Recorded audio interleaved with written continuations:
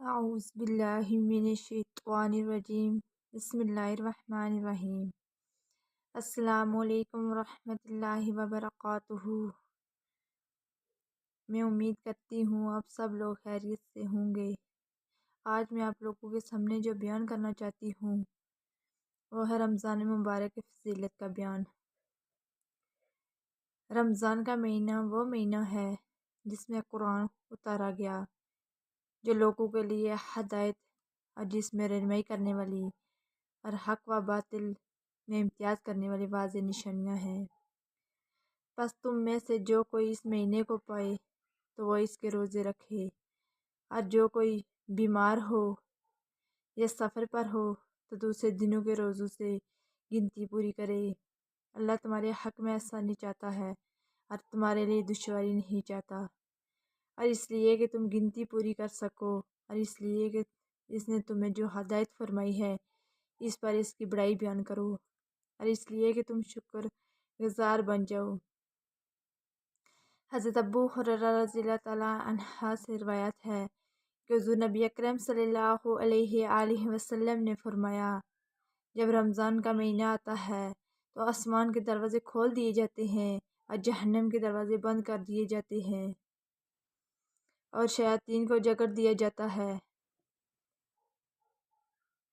حضرت ابو ہریرہ رضی اللہ عنہ بیان کرتے ہیں کہ حضور نبی اکرم صلی اللہ علیہ وآلہ وسلم نے فرمایا، جب رمضان کا مہینہ آتا ہے تو جنت کے دروازے کھول دیے جاتے ہیں اور جہنم کے دروازے بند کر دیے جاتے ہیں، اور شیاطین کو قید کر دیا جاتا ہے۔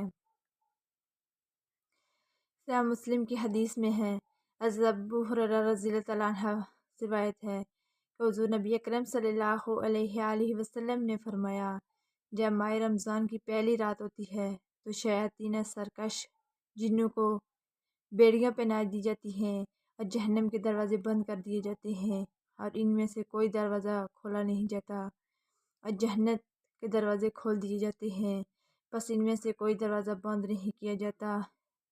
ایک آواز دینے والا پکارتا ہے، اے طلب ہے، آگے اے شر کے متعلی رک جا، اور اللہ تعالیٰ کئی لوگوں کو جہنم سے آزاد کر دیتا ہے۔ سبحان اللہ۔ حضرت ابو ہریرہ رضی اللہ عنہ سے مروی ہے، حضور نبی اکرم صلی اللہ علیہ وآلہ وسلم نے فرمایا، تمہارے پاس ماہ رمضان آیا، یہ مبارک مہینہ ہے، اللہ تعالیٰ نے تم پر اس کے روزے فرض کیے ہیں، اس میں آسمانوں کے دروازے کھول دیے جاتے ہیں اور جہنم کے دروازے بند کر دیے جاتے ہیں، اور بڑے شیاطین جکڑ دیے جاتے ہیں۔ اس مہینے میں اللہ تعالیٰ کی ایک ایسی رات بھی ہے جو 1000 مہینوں سے بہتر ہے، اور اس کے ثواب سے محروم ہو گیا سو وہ محروم ہو گیا۔ ایک اور حدیث ہے، حضرت انس رضی اللہ تعالیٰ عنہ سے مروی ہے، انہوں نے بیان کیا، میں نے حضور اکرم صلی اللہ علیہ وآلہ وسلم کو فرماتے ہوئے سنا، رمضان مبارک کا مقدس مہینہ آ گیا ہے، اس میں جنت کے دروازے کھول دیے جاتے ہیں اور دوزخ کے بند کر دیے جاتے ہیں اور شیاطین کو جکڑ دیا جاتا ہے۔ وہ شخص بڑا ہی بد نصیب ہے جس نے رمضان کا مہینہ پایا لیکن اس کی بخشش نہ ہوئی، اگر اس بخشش کے مہینے میں بھی بخشش نہ ہوئی تو پھر کب ہوگی۔ ایک اور حدیث میں ہے، حضرت ابو ہریرہ رضی اللہ عنہ بیان کرتے ہیں کہ رسول اکرم صلی اللہ علیہ وآلہ وسلم نے فرمایا، 5 نمازیں اور ایک جمعے سے لے کر دوسرے جمعے تک پڑھنا اور ایک رمضان سے دوسرے رمضان کے روزے رکھنا، ان کے درمیان واقع ہونے والے گناہوں کے لیے کفارہ بن جاتے ہیں جب تک کہ انسان گناہ کبیرہ نہ کرے۔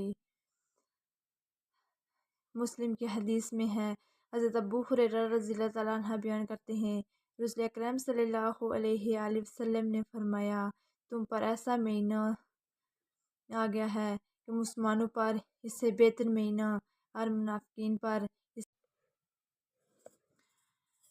امام مسلم کی حدیث میں ہے، حضرت ابو ہریرہ رضی اللہ تعالیٰ عنہ بیان کرتے ہیں کہ رسول اکرم صلی اللہ علیہ وآلہ وسلم نے فرمایا، تم پر ایسا مہینہ ہے جو مسلمانوں پر اس سے بہتر مہینہ اور منافقین پر اس سے بڑھ کر برا مہینہ کبھی نہیں آیا۔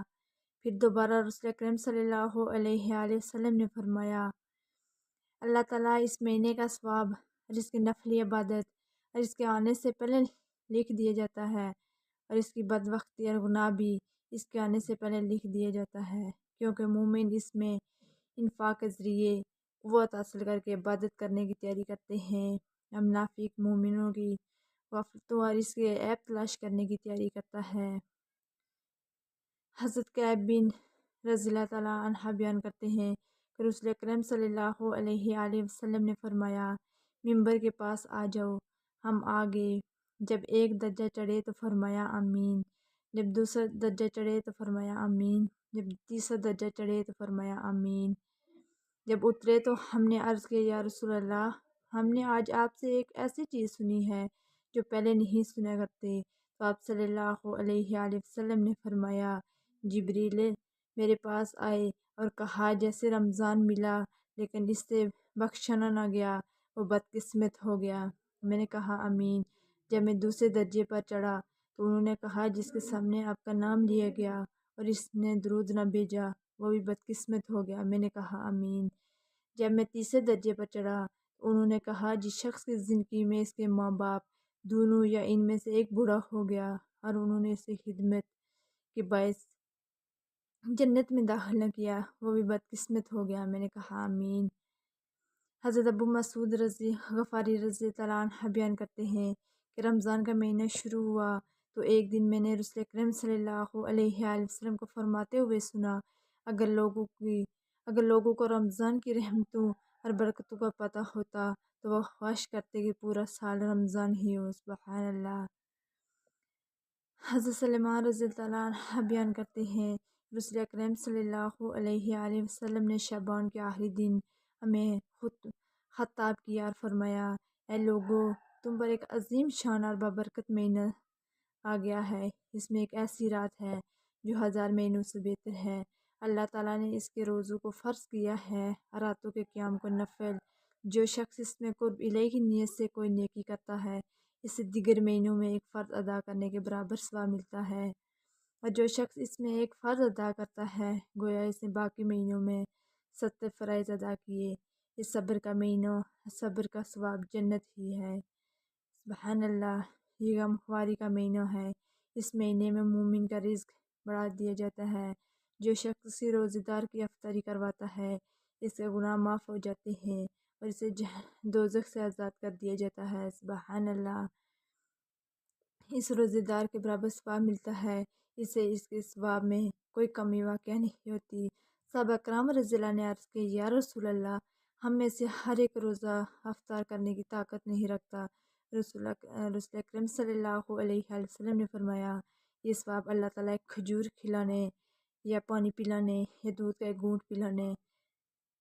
پلانے پر بھی ثواب دیتے ہیں۔ سبحان اللہ۔ اس مہینے کی ابتدائی حصہ رحمت ہے، درمیانی حصہ بخشش ہے اور آخری حصہ دوزخ اور آخری حصہ دوزخ سے آزادی ہے۔ سبحان اللہ۔ اللہ تعالیٰ آپ کو اور مجھے بھی اس پر عمل کرنے کی توفیق عطا فرمائے، جو سنتے ہیں ان کو بھی اور مجھے بھی بخشش کا ذریعہ بنائے اور ہمیں ان کاموں پر عمل کرنے کی توفیق عطا فرمائے۔ وما علینا الا البلاغ المبین۔